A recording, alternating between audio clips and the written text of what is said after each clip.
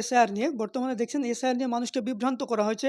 আপনাদের ফ্যামিলি সাহেব আমরুল ইসলাম তিনি জানিয়েছেন যে যদি আমার নাম রাম হয় তাহলে কোনো সমস্যা নেই, কিচ্ছু লাগবে না। কিন্তু যদি আমার নাম রহিম হচ্ছে তাদেরকে হয়রানির শিকার করছেন। একদম সঠিক কথা বলেছেন। আমরাও বলতে চাইছি যে গতকালই আমাকে ডোমকলের একটা ছেলে ফোন করে বলছিল, সে বিএলও 2, যে শুধু মাইনরিটি হওয়ার জন্য ১ বার, ২ বার, ৩ বার পর একটা মানুষকে হয়রান করছে। একবার যদি ২০ টা মানুষকে রাখছে, তারপরে ৫০, তারপরে ২০০, এইভাবে রাখছে। তো এটা অত্যন্ত দুর্ভাগ্যের। আজকে ভারতবর্ষে বিজেপি সরকার যেন তেন প্রকারণে চাইছে বাংলাকে দখল করতে, এবং এসআইআর এর মধ্য দিয়ে এই ভোটার লিস্টে তার বৈধ নাম বাদ দিয়ে, এবং সেই কৌশল তারা নিতে চাইছে। আমরা কোনোভাবেই সেই কৌশল তাদেরকে নিতে দেব না। আমরা প্রাণ দিয়ে প্রত্যেকটা বৈধ ভোটারের নাম যাতে ভোটার লিস্টে আসে, তার ব্যবস্থা অবশ্যই আমরা করব। প্রত্যেকটা মানুষের পাশে আমরা আছি, আমরা থাকব।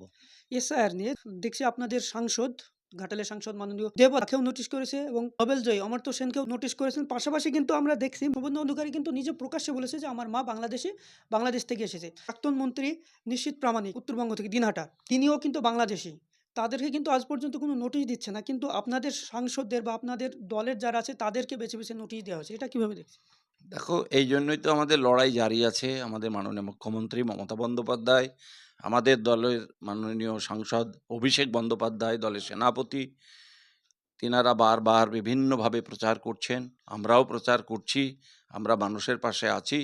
আমাদের বিএলও 2 দেরকে নিয়ে বিভিন্নভাবে, বিভিন্ন জায়গায় আমাদের ইতিমধ্যেই তাদের বিভিন্ন যে পরিকল্পনা, যেভাবেই হোক বৈধ ভোটারের নাম বাদ দিতে হবে, এবং বিশেষ করে মাইনরিটি হওয়ার জন্য মুসলিম সম্প্রদায়ের বেছে বেছে নাম বাদ দেওয়ার একটা পরিকল্পনা বিজেপি সরকার যেটা করবার চেষ্টা করছে, আমরা তাকে বিভিন্নভাবে ব্যাহত করব। আমরা কোনোভাবেই কোনো মতেই আমরা হতে দেব না। আমরা বৈধ ভোটারের নাম, সে হিন্দুই হোক আর মুসলিমই হোক, সমস্ত ধর্মের বর্ণের মানুষ বাংলায় আমরা যেভাবে বসবাস করছি সেভাবেই বসবাস করব। সাম্প্রদায়িক সম্প্রীতি আমাদের বজায় রেখেই বাংলায় আমরা এইভাবে বেছে বেছে কোনো কাজ করতে দেব না। এটা আমাদের অঙ্গীকার। আমরা বাংলাকে অন্ততপক্ষে সাম্প্রদায়িকতার হাত থেকে মুক্ত করতে আমরা বদ্ধপরিকর। আগামী দিনে কি এর জন্য কি আপনাদের দল থেকে বা আপনাদের সরকার থেকে এর জন্য বড় ধরনের পদক্ষেপ নেবে? যারা অনেক জায়গায় দেখছি বিএলওরাও ইস্তফা দিচ্ছে, গণ ইস্তফা। গতকালকে মুর্শিদাবাদে বেলডাঙ্গাও দিয়েছে। আজকে সূত্র মারফত শামসেরগঞ্জেও দেওয়ার সম্ভাবনা আছে। তো এই বিষয়ে আপনাদের শাসক দল বা আপনাদের দল কি এর জন্য বড় পদক্ষেপ নিচ্ছে আগামী দিনে? আগামী দিনে আমাদের বড় পরিকল্পনা আছে।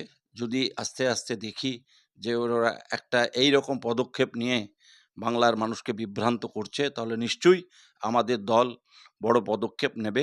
আগামী ১৭ তারিখ আমাদের দলের মাননীয় নেতা, দলের অন্যতম ভারতবর্ষের সাধারণ সম্পাদক অভিষেক বন্দ্যোপাধ্যায়, সাংসদ, তিনি আসছেন বহরমপুরে। সেখানেও আমাদের কিছু দিক নির্দেশিকা দিবেন, কিভাবে আমরা চলবো।